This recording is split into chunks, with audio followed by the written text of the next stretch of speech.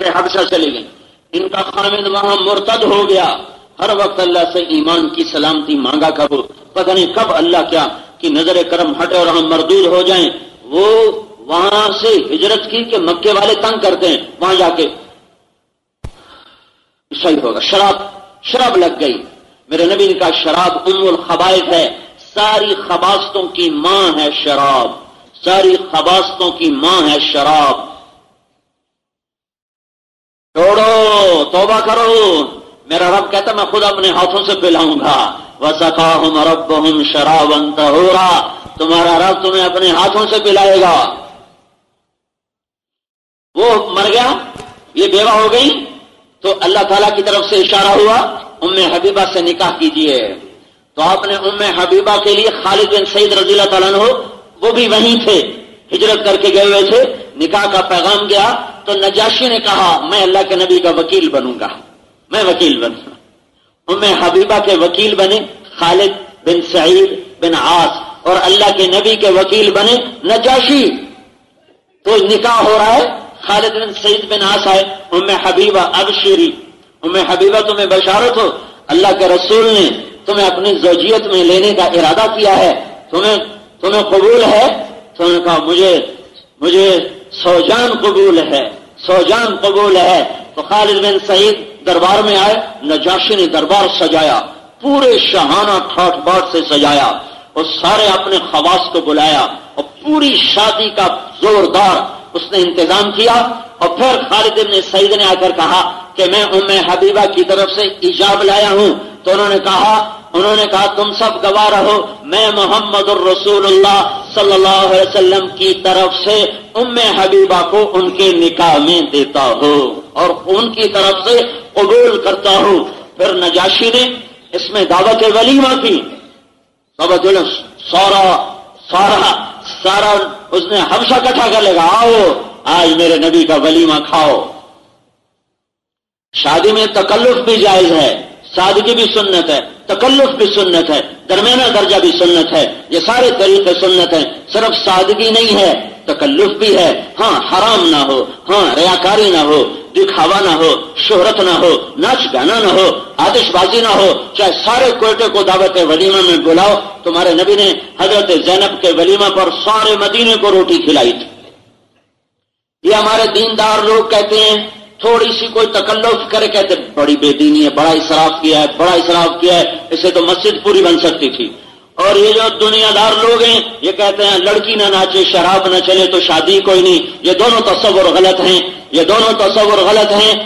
تمہارے نبی نے پر تکلف بھی کیا ہے، سادہ بھی کیا ہے، درمیانہ بھی کیا ہے۔ وہ صرف غریبوں کا نبی نہیں ہے، بادشاہوں کا بھی نبی ہے، سرداروں کا بھی نبی ہے، اور مالداروں کا بھی نبی ہے۔ اور صرف اگر غریبی والا ولیمہ کرتا تو مالدار کی تو یہ ہمت ہی نہیں ہے تو ایسا سادہ ولیمہ کرے، اس کی تو فطرت میں تکلف ہے۔ تو میرے نبی نے حضرت زینب کا ایسا ولیمہ کیا۔ یہ واحد خاتون ہے جن کا نکاح اللہ نے آسمان پہ پڑھایا، آسمان پہ، نہ ایجاب، نہ قبول، نہ گواہ، نہ نکاح، نہ مہر۔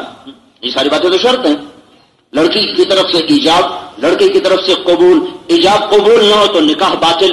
لیکن آیت آئی فلما قضى زید منها وطرا زوجناکہا، اے میرے حبیب اس زینب کی عدت پوری ہو گئی ہے طلاق کی، میں نے تیرا نکاح اس کے ساتھ کر دیا۔ دنیا میں یہ واقعہ ایک دفعہ ہوا ہے، صرف ایک دفعہ کہ نکاح اوپر سے ہوا ہے، ورنہ نیچے ایجاب قبول شرط ہے، نہ ہو نکاح ہو نہیں سکتا۔ لڑکی انکار کر دے نہیں ہوگا، لڑکا انکار کر نہیں ہوگا۔ یہ حقیقت بھی ہے، لطیفہ بھی ہے۔ ہمارے دوست ہیں ذمہ دار، ان کے گاؤں کا، قریب کے گاؤں کا ایک بچہ بس میں نوکری کرنے لگ گیا، غریب کا بچہ تھا، وہ کنڈکٹری پہ لگے 20-22 سال ہو گئے، تو اس کی شادی ہونے لگی، نکاح کا تھا خطبہ، تو وہ بیٹھا ہوا، تو مولوی صاحب نے اس سے کہا فلاں کی بیٹی تجھے قبول ہے۔ اب کنڈکٹر تھا، ساری زندگی کہتا رہا استاد جی آن دو، استاد جی جان دو، بس ہوتی نا آن دو جی جان دو جی۔ تو اس نے مولوی صاحب نے کہا فلاں کی بیٹی تیرے نکاح میں جو تو نے قبول کی، کہتا جی آن دے ہو۔ تو اس کا بھائی پاس بیٹھا اس کو یوں کو نہیں ماری، کہتا جی جان دے ہو۔ پھر اس کو نہیں ماری، انہوں نے کہا اچھا جی میں سارے دی صلاح ہوئے۔ تو مولوی صاحب نے کہا سارے دی صلاح نہیں، تیری کی صلاح ہے۔ تو کہ میں نے قبول کیا، یہ کہو گے تو نکاح ہوگا۔ پر اما زینب کا نکاح نہ ایجاب نہ قبول نہ گواہ اور نہ کوئی دستخط اور نہ کوئی مہر۔ فلما قضى زید منها وطرا زوجناکہا، جب ہو گیا زید کا عدت کا زمان کی طلاق کا کی عدت پوری ہو گئی، میں نے تیرا نکاح کیا۔ اس پر حضرت زینب نے عرض کیا یا رسول اللہ یہ ولیمہ میں کروں گی۔ یہ ولیمہ کتنا بڑا تھا، سارے مدینے کو میرے نبی نے کھانا کھلایا ہے، اور مدینے کی آبادی 4 سے 5 ہزار کے درمیان تھی۔ اتنا بڑا ولیمہ تو آج بڑے بڑے سردار نہیں کر سکتے۔ ہاں، تکبر نہ ہو، ریا نہ ہو، فخر نہ ہو۔ بدترین ولیمہ وہ ہے جس میں مالدار بلائے جائیں اور غریب نہ بلائے جائیں۔ اب چاہے تکلف میں سارے کوئٹے کو دعوت دے دو، گنجائش جہاں اللہ نے ہی وسعت کی اجازت دی ہے وہاں وسعت کوئی اسراف نہیں، جہاں اللہ نے اجازت نہیں دی وہاں اسراف بنتا ہے۔ تو یہ دینداروں میں بھی تصور غلط پایا جاتا ہے اور دنیا داروں میں بھی تصور غلط پایا جاتا ہے، چونکہ معاشرت کا دین نہ پڑھا جاتا ہے نہ پڑھایا جاتا ہے۔ تو میرا محبوب صلی اللہ تعالی علیہ وسلم وہ تو بادشاہوں کو بھی جنت میں پہنچانے آیا اور فقیروں کو بھی ہے ایسے فقیر ایک صحابی اونٹنی سے گرے اور انتقال کر گئے۔ آپ نے کہا اس کا پیٹ اٹھا کے دیکھو، پیٹ اٹھا کے جب پیٹ اٹھایا تو پتھر بندھا ہوا تھا، بھوک کی شدت سے مر گئے۔ تو آپ نے کہا میں نے پتا کیوں پیٹ سے کپڑا اٹھایا ہے کہ جو ہی یہ مرا میں نے دیکھا جنت کی حوریں نوالے بنا بنا کے اس کے منہ میں ڈال رہی تھیں۔ میرے نبی کے پیچھے چلو، سردار ہو تو اور بڑے سردار ہو جاؤ گے، عزت دار ہو تو اور بڑے عزت دار ہو جاؤ گے، چھوٹے ہو تو بڑے بن جاؤ گے، بڑے ہو گے اور بڑے بن جاؤ گے۔ ابو بکر کی سرداری کہاں پہنچی، عمر کی سرداری کہاں پہنچی، عثمان کی سرداری کہاں پہنچی، علی کی سرداری کہاں پہنچی، طلحہ زبیر کی سرداری کہاں پہنچی، ابو عبیدہ سعید بن زید، یہ جو 10 ٹاپ 10 ہے نا، ٹاپ 10 جو ہمارے یہاں مشہور ہے ٹاپ 10، عشرہ مبشرہ، میرے نبی کے صحابہ میں 10 آدمی جن کو اللہ کے نبی نے ایک مجلس میں جنت کی بشارت دی، ایک سانس میں جنت کی بشارت دی، اور آپ نے کہا ابو بکر جنتی ہے، عمر جنتی ہے، عثمان جنتی ہے، علی جنتی ہے، زبیر جنتی ہے، طلحہ جنتی ہے، سعد جنتی ہے، ابو عبد الرحمن جنتی ہے، ابو عبیدہ جنتی ہے، سعید بن زید جنتی ہے، یہ 10 کے 10 جنتی۔ پھر آپ نے کہا اگر ان 10 میں سے کسی ایک کے بارے میں تم بغض لے کے مر گئے تو اللہ تمہیں منہ کے بل جہنم میں گرائے گا۔ اور بتاؤں یہ 10 کے 10 سردار لوگ تھے، ان میں فقیر کوئی بھی نہیں تھا۔ سنو تم سرداروں کو بتا رہا ہوں، ان میں ایک بھی غریب کوئی نہیں تھا اور ایک بھی چھوٹے خاندان کا کوئی نہیں تھا، یہ قریش کے عالی نسب لوگ تھے، ان میں ایک بھی غیر قریشی نہیں ہے، سارے قریش تھے، قریش اور عالی خاندانوں میں سے تھے۔ آگے قریش کی بھی شاخیں تھیں، یہ قریش کی بڑی شاخوں میں سے تھے۔ ان کی عزتیں اور اوپر چلی گئیں، ان کی عزتیں اور دوبالا ہو گئیں۔ عمر رہتا تو صفحہ ہستی سے مٹ جاتا، وہ کب فاروق بنا جب در مصطفیٰ پہ سر جھکایا ہے، کب فاروق بنا ہے جب غلامی رسول کا توق گلے میں ڈالا ہے۔ ابو بکر مٹا جاتا، کتنے کپڑے کے تاجر آئے اور مٹ گئے۔ ابو بکر صدیق کب بنا جب محمد مصطفیٰ صلی اللہ علیہ وسلم کی غلامی کا دم بھرا اور ان پر اپنی جان مال کو قربان کیا۔ پھر صدق و وفا کا مقام ملا کہ غار ہجرت کا وقت آ گیا، 27 سفر نبوت کا 14واں سال اور 14 ستمبر، شدید گرمی اور جمعہ کی رات۔ آپ نے دوپہر کو آ کر کہا ابو بکر آج نکلنا ہے، آج نکلنا ہے۔ کہ یا رسول اللہ میں بھی ساتھ ہوں، کہاں تو بھی ساتھ ہے۔ تو وہ رونے لگے۔ رات کو اللہ تعالیٰ نے اپنے حبیب سے کہا اٹھ، تیرا گھیرا ڈالا جا چکا ہے۔ دیکھو بھائیو یہ دنیا دارالاسباب ہے، یہ دنیا دارالاسباب ہے۔ بہت غلط مطلب لیا جاتا ہے اللہ پہ توکل اور یقین کا، بہت غلط مطلب لیا جاتا ہے۔ یہ دنیا دارالاسباب ہے۔ تمہارے نبی نے جیسے اسباب کو اختیار کیا ایسے اختیار کیا جیسے ایک عام آدمی اختیار کرتا ہے۔ اگر یہ اللہ کا رسول کہتا میرا اللہ مجھے کافی ہے اور دن دہاڑے اٹھ کر یہ میں جا رہا ہوں، آؤ کوئی روکنا ہے، روکنے والا تو روک لو، تو آپ کا کیا خیال ہے قریش آپ کا کچھ بگاڑ سکتے تھے؟ قریش کچھ کر سکتے تھے؟ چند ہزار تو لوگ تھے، ایک فرشتہ آگے ہوتا ہے، پیچھے ہوتا ہے، دائیں ہوتا ہے، بائیں ہوتا ہے۔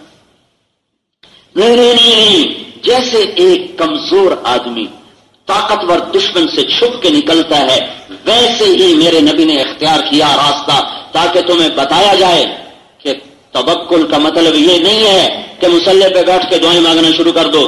توکل کا مطلب یہ ہے کہ لگاؤ سب کچھ، مانگو اللہ سے، اور لگانے میں حرام سے بچو، حلال پہ چلو۔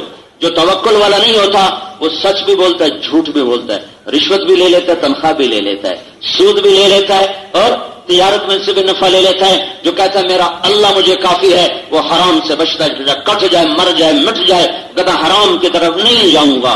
یہ سبق میرے نبی نے سکھایا کہ اسباب کو صحیح استعمال کرو۔ میں تو یہ جب کبھی طلبہ میں، کالج کے طلبہ میں بیان ہو، میں اللہ کے واسطے اپنے علم پر محنت کرو۔ یہ کائناتی علم کوئی مغرب کی میراث نہیں ہے، یہ کوئی امریکہ کی وراثت نہیں، اللہ تعالیٰ نے عام کیا ہے۔ جو قوم محنت کرے گی اللہ اسے دے دے گا۔ یہ دنیا جہد کا جہان ہے، یہ توکل کا اور یہ معجزات کا اور یہ کرامات کا جہان نہیں ہے۔ توکل کا مطلب غلط سمجھا گیا ہے۔ قل ثم توکل۔ ایک صحابی آئے اور اونٹ کو چھوڑ کے مسجد میں آ گئے، آپ باہر سے اندر آئے، کہا یہ اونٹ کس کا؟ کہا جی میرا ہے۔ کہا تو باندھا کیوں نہیں؟ کہا جی اللہ کا توکل کیا ہے۔ کہا جا پہلے باندھ پھر اللہ پہ توکل کر۔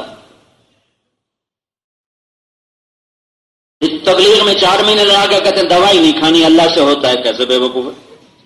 دوائی نہیں کھانی اللہ سے ہوتا ہے، پھر روٹی بھی نہ کھاؤ، پھر پانی بھی نہ پیو، پھر کپڑے بھی نہ پہنو کو اللہ سے ہوتا ہے؟ تمہارے نبی نے اس طرح چھپ کے سفر کیا جیسے ایک کمزور آدمی دشمن سے بچ کے چھپتا ہے۔ یہ اسباب چونکہ حضرت عمر نکلے تو کہا یہ میں جا رہا ہوں، ہے کوئی اپنے بچوں کو یتیم کرنے والا؟ ہے کوئی اپنی بیوی کو بیوہ کرنے والا؟ آ جاؤ میں جا رہا ہوں۔ طواف کیا، تلوار نکالی کہ یہ جا رہا ہوں، کسی کو جرت نہیں ہوئی کہ پیچھا کرتا۔ تو کیا میرا نبی عمر سے کمزور تھا؟ نہیں، میرے نبی کا طریقہ قیامت تک کے لیے سنت بننا تھا، اور عمر کا طریقہ سنت نہیں بننا تھا، میرے نبی کا طریقہ سنت بننا تھا۔ تو میرے نبی نے وہ کیا جس پر امت کو لانا تھا۔ کمزور ہو تو پیچھے ہٹ جاؤ۔ تو رات کو کدھر نکلے؟ مدینہ ادھر، چلے ادھر، الٹی طرف۔ اور ابو بکر نے کہا یا رسول اللہ ایک غار میں نے ڈھونڈا ہوا ہے، ہم رات وہاں چل کے گزاریں گے، جب یہ تھک جائیں گے تلاش کر کے پھر ہم چلے جائیں گے۔ تو آپ اپنے پنجوں پہ چل رہے تھے، پنجوں پر، پاؤں پورا نہیں، پنجے۔ کیوں کہ کھوجی ایک علم ہوتا تھا کھوج کا، اب تو ختم ہو گیا۔ اب میں نے بچپن میں دیکھا ہوا ہے کہ وہ کھوجی آتے تھے جو قدم کو چلتے چلتے، ایک دفعہ ہمارے اونٹ گم ہوئے، میں نہیں تھا، میرے دادے نے کھوجیوں کا ساتھ چلتے چلتے ڈیرہ اسماعیل خان سے آ کر اونٹ برآمد کیے تھے، ڈیرہ غازی خان چوٹی سے آ کر اونٹ برآمد کیے تھے۔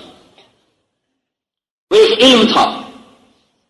تو آپ پنجوں پہ آ رہے تھے ایسے تاکہ میرے پاؤں کا نشان پورا نہ پڑے۔ اور ابو بکر کبھی آپ کے آگے چلتے، کبھی آپ کے پیچھے چلتے، کبھی آپ کے آگے چلتے، کبھی آپ کے پیچھے چلتے۔ ابو بکر کیا کر رہا ہے؟ کہ یا رسول اللہ اخاف الرصد فامشی امامک، مجھے ڈر لگتا ہے آگے کوئی دشمن چھپا ہوا ہو تو میں آگے چلتا ہوں کہ میرے اوپر وار ہو، آپ پہ نہ ہو۔ اخاف الطلب فامشی وراءک، پھر مجھے خیال آتا ہے کوئی پیچھے سے نہ آ رہا ہو تو میں بھاگ کے پیچھے ہو جاتا ہوں کہ میرے اوپر وار آئے، آپ پہ وار نہ آئے۔ یہ 3 میل کا پہاڑ تھا اوپر نیچے۔ جب غار سور پہاڑ پر آئے نا تو اب آگے اللہ کے نبی کے 5 انگلیاں زخمی ہو کر لہولہان ہو گئی تھی، تو اب چڑھنا مشکل ہو گیا تھا، چڑھ نہیں پائے، تھوڑی دور چڑھے پھر بے بس ہو گئے۔ تو ابو بکر نیچے بیٹھ گئے، آپ کو کندھے پر بٹھایا اور پھر کھڑے ہوئے اور سارا پہاڑ اوپر لے گئے۔ آپ جنہوں نے سور پہاڑ دیکھا وہ جانتے ہیں یوں سیدھا پہاڑ ہے ایسے۔ پھر کہا یا رسول اللہ آپ پہلے باہر بیٹھے، میں اندر جاتا ہوں۔ آپ اندر گئے اور جا کے سارے غار کی صفائی کی، پھر اپنی پگڑی کو اتارا اور اسے پھاڑ پھاڑ کے سوراخ بند کیے۔ پھر اس کے بعد سوراخ باقی رہ گئے تھے تو آپ نے کرتا اتارا اور اس کو پھاڑ پھاڑ کے سوراخ بند کیے۔ ایک باقی رہ گیا جس میں سانپ چھپا ہوا تھا، اس پہ اپنی ایڑی کو رکھ دیا۔ اب بعد میں بھول جاؤں گا سانپ نے کیوں ڈسا، سانپ نے کیوں ڈسا، وہ اللہ کے نبی کا دیدار کرنا چاہتا تھا اور اس کے پاس اور کوئی راستہ نہیں تھا احتجاج کا کہ ابوبکر راستہ دے دے، اور کوئی اس کے پاس طریقہ نہیں تھا، اس نے اس لیے ڈسا کہ میں دیدار کرنا چاہتا ہوں۔ تو آپ نے کہا یا رسول اللہ اندر تشریف لائیں۔ جب آپ اندر آئے تو اندھیرا تھا تو کچھ نظر نہیں آیا، تو جب تھوڑی سی روشنی ہوئی تو آپ نے دیکھا ابوبکر کے نہ کرتا ہے نہ پگڑی ہے۔ تو آپ نے کہا ابوبکر کہاں گیا، نہ پگڑی ہے نہ کرتا ہے۔ کہ یا رسول اللہ یہ سوراخ دیکھ رہے ہیں نا، مجھے ڈر لگا کوئی اس میں چیز اب نقصان پہنچانے والی نہ ہو، تو یہ میں نے سارے سوراخ بند کر دیے ہیں۔ تو ایک دم اللہ کے نبی کی آنکھوں سے آنسو چھل کے، اور آپ نے کہا اے اللہ میں ابوبکر سے راضی ہوں، تو بھی اس سے راضی ہو جا اور اسے جنت میں میرا ساتھی بنا دے۔ تو اللہ تعالیٰ نے فوراً جبریل کو اتارا، کہا یا رسول اللہ تعالیٰ کہہ رہے ہیں کہ میں ابوبکر سے راضی ہو گیا اور میں نے اسے جنت میں آپ کا ساتھی بنا دیا۔ اما عائشہ اللہ کے نبی کے ساتھ لیٹی ہوئی ہیں، تاروں بھری رات ہے، گرمی کا موسم ہے، صحن میں چارپائی ہے، تو آپ کہتے ہیں یا رسول اللہ کوئی ایسا آدمی بھی ہے جس کی نیکیاں ستاروں کے برابر ہوں؟ تو آپ نے کہا ہاں عمر ہے۔ تو اما عائشہ کو چپ سی لگ گئی، ان کو امید تھی کہ کہیں گے ابوبکر اپنا باپ، تو ہاں عمر۔ تو آپ نے دیکھا کہ عائشہ تو چپ ہو گئی، کہا عائشہ تیرے باپ کی ایک رات عمر کی ساری نیکیوں پر بھاری ہے، وہ غار ثور والی رات، وہ ایک رات ساری نیکیوں پر بھاری ہے۔ اگلے دن تلاش شروع ہوئی، کھوجی پہنچ گئے، ایسا ایک پنجوں کو دیکھ کر بھی نشان پر چلتے جب ان کا رخ سیدھا ہوا تو میرے رب کا غیبی نظام حرکت میں آیا، ایک بیل نکلی سیدھی اوپر، پھر اس میں سے شاخیں نکلی ایسے، پھر مکڑیوں نے آ کر بیچ میں جالے بن دیے اور ایک کبوتری نے آ کر سامنے انڈے دے دیے۔ جب تک یہ پہنچے یہ کام مکمل ہو گیا۔ تو کھوجی نے کہا یہ یہاں تک قدموں کا نشان ہے۔ تو امیہ بن خلف نے کہا تیرا بیڑا غرق ہو، یہ نشان یہاں ہے، یہ مکڑی کے جالے کیسے کھڑے ہوئے ہیں؟ کوئی اندر جاتا تو یہ جالے کیسے کھڑے ہوتے؟ کوئی اندر جاتا یہ کبوتری کے انڈے کیسے سلامت ہوتے؟ تو ہمیں غلط جگہ لے کر آ گیا ہے۔ اور ادھر ابوبکر کا سینہ بند ہو گیا، یا رسول اللہ وہ آ گئے، اب کیا بنے گا؟ تو آپ نے کہا لا تحزن ان اللہ معنا، غم نہ کر اللہ تیرا میرا ساتھی ہے۔ عجب بات ہے، جب موسیٰ علیہ السلام کی قوم پکڑی گئی نا، پھر وہاں سمندر کے کنارے آ گئے نا، سمندر کے کنارے آئے، آگے سمندر پیچھے فرعون، تو جب دیکھا نا فرعون تو کہنے لگے قال صحاب موسیٰ انا لمدرکون۔ یہ ایسا عجب جملہ ہے کہ اس میں ان کی بے وقوفی کی انتہا اللہ تعالیٰ نے بتائی ہے۔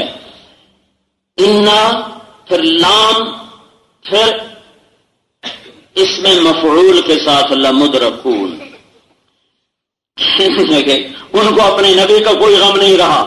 موسیٰ علیہ السلام بھول گئے، کہنے لگے مروا دیا نا، ہم تو پہلے ہی کہتے تھے تو ہمیں ضرور مروائے گا، مروا دیا، اب آگے سمندر ہے، ادھر جاؤ تو مرے، پیچھے جاؤ تو فرعون کا سوٹا، آگے جاؤ تو سمندر، مروا دیا تو نے ہمیں۔ پاگلوں نے یہ نہیں کہا کہ یا نبی اللہ آپ کا کیا بنے گا، ہماری تو خیر ہے۔ سارے کہیں گے ہمارا کیا بنے گا بابا، تو جیتے بھامے مر، ساڑی کی تھورا حالت ہے۔ تو اس پر موسیٰ علیہ السلام نے غصے سے کہا کلا ان معی ربی، تم بے وقوفوں کو مر ہی جانا چاہیے۔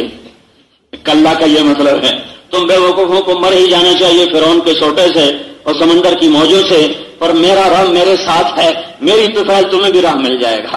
واترک البحر رہوا، تو پار ہو گئے، اور جب میرے نبی کے دشمن سر پر پہنچے تو ابو بکر نے کہا یا رسول اللہ آپ کا کیا بنے گا؟ تو قرآن نے کہا لا تحزن، قرآن نے کہا لا تحزن، قرآن نے یہ نہیں کہا لا تخف۔ لا تخف کا ہوتا نا اذ ہما فی الغار اذ یقول لصاحبہ لا تخف، اگر قرآن کہتا لا تخف تو پھر مطلب یہ تھا کہ ابو بکر کو کی جان کا فکر پڑ چکا ہے کہ ہائے میرا کیا بنے گا۔ تو اللہ تعالیٰ نے نبی کی زبان سے کہلوایا نہ ڈر، تجھے کچھ نہیں ہوتا، اللہ ہمارے ساتھ ہے۔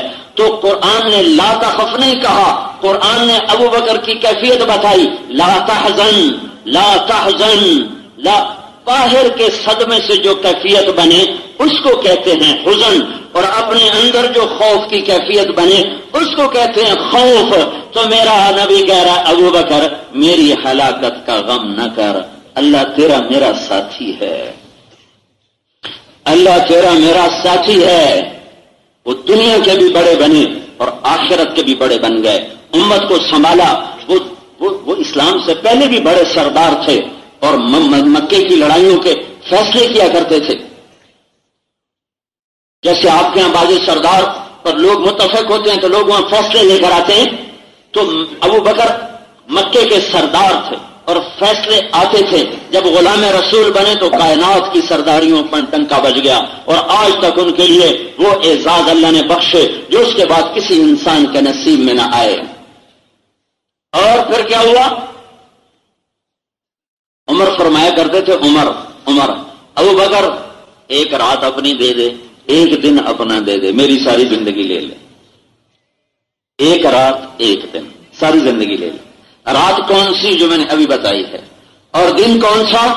جب اللہ کے نبی دنیا سے گئے تھے، 7 جون گرم دن، اور 12 ربیع الاول اور پیر کا دن۔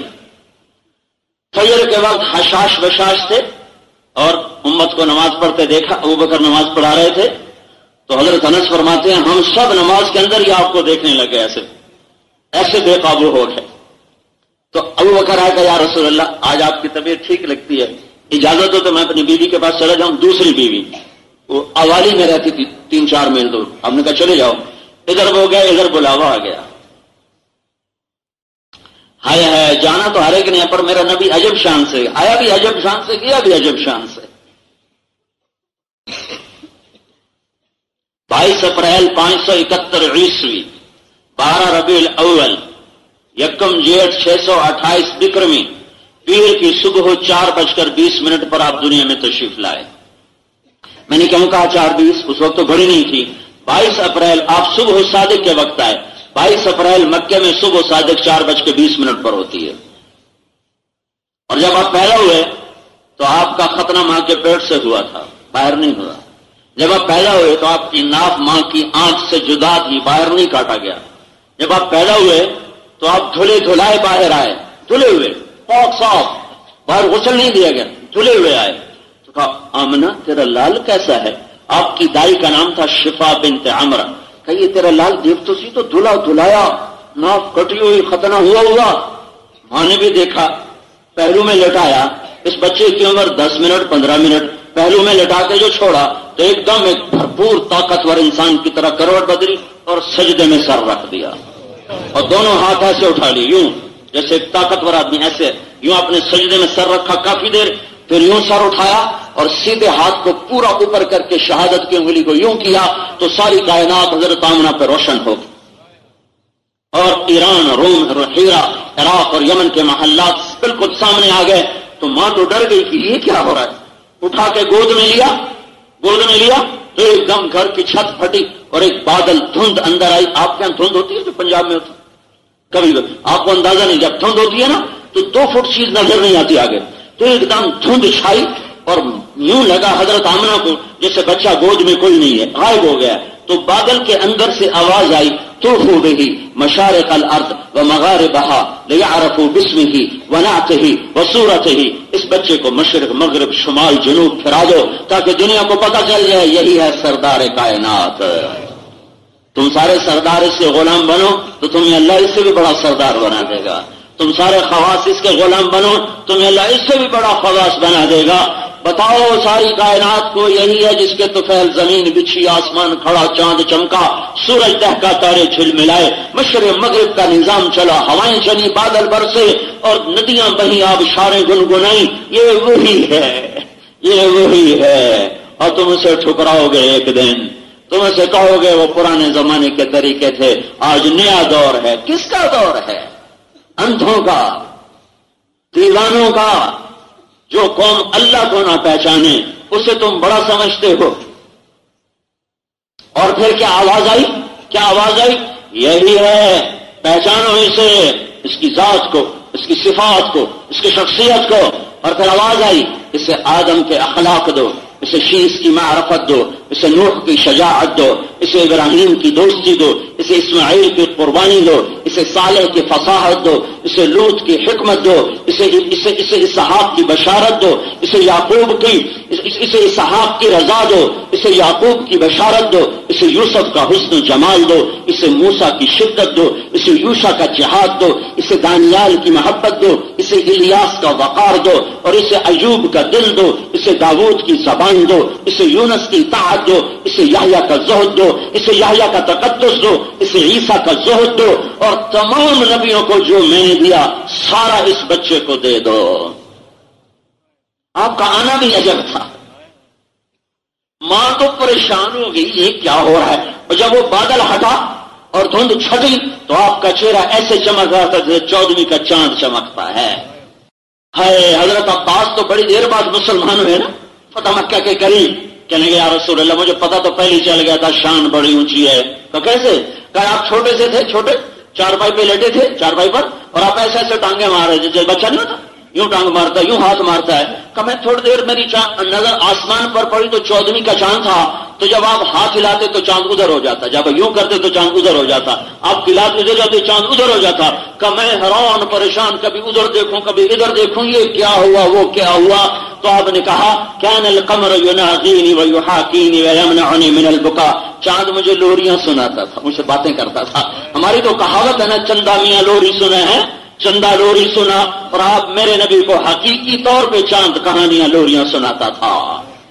تو تم اس کے پیچھے چلو، چاند بھی تمہاری منزل بنے گا، چاند سورج تمہارے منزل نہیں بنے گے، اسٹیشن بنے گے. تم آگے اللہ تک پہنچو گے، تمہاری پرواز اللہ تک ہوگی. کائنات میں سب سے انوکھا نبی، سب سے اعلیٰ اور افضل نبی، ارے بھائی اس کی پرواز تو دیکھو، 7 آسمان کو اسٹیشن بنا دے، اور نبی استقبال کو آئیں، اور سدرۃ پہلے آسمان پر آدم علیہ السلام نے استقبال کیا، دوسرے آسمان پر یحییٰ، زکریا، عیسیٰ علیہ السلام نے استقبال کیا، تیسرے آسمان پر یوسف علیہ السلام نے، چوتھے آسمان پر ادریس، 5ویں پر ہارون، 6 پر موسیٰ. سارے نبی استقبال کر رہے ہیں. خیر ہمارے بھائی آ گئے، ہمارے نبی آ گئے، اور فرشتے استقبال کر رہے ہیں. میں نے کہیں پڑھا نہیں لیکن میرا وجدان ہے اللہ نے فرشتوں کو بھی کہا ہوگا آج سجدے چھوڑ دو، میرے نبی کی زیارت کرو، جاؤ میرے نبی کا دیدار کرو. آج تمہاری بندگی یہی ہے کہ اس چہرے کو دیکھو، اس کا دیدار کرو. جب آپ 7ویں آسمان پر پہنچے تو فرشتوں کا استقبال تو ہے، نبی کوئی نہیں. ایک کعبہ بنا ہوا ہے، مکے والا کعبہ، اور اس کا طواف ہو رہا ہے. اس کعبے کی دیوار کے ساتھ ایک بزرگ آدمی یہ ایسے گوٹھ مار کے یوں بیٹھے ہوئے ہیں، ایسے. مجھے دیکھ لیا بھائی، ایسے بیٹھے ہوئے. آپ نے کہا یہ کون ہے؟ سفید داڑھی. کہ یہ کون ہے؟ کہ یہ آپ کے دادا ابراہیم ہیں. رتبہ تو ہمارے نبی کا بڑا ہے لیکن رشتہ ابراہیم کا بڑا ہے. ابراہیم دادا اور محمد رسول اللہ ہوتا.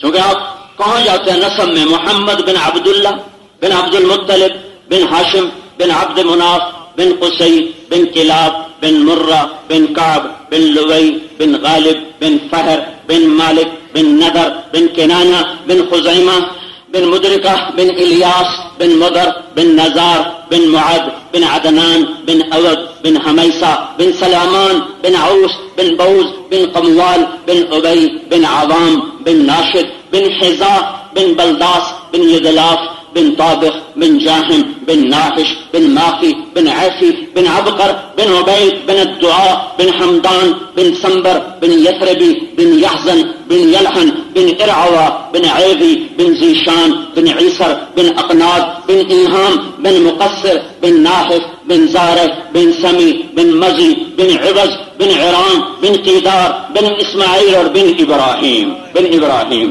اور آگے بن آزر بن ناہور بن سروج بن رعو بن فائش بن عابر بن ارفخشاد بن سام بن نوح بن لامک بن متوشالہ بن ادریس بن یلد بن ملحل ایل بن قینان بن آنوش بن شیش اور بن آدم علیہ الصلاۃ والسلام.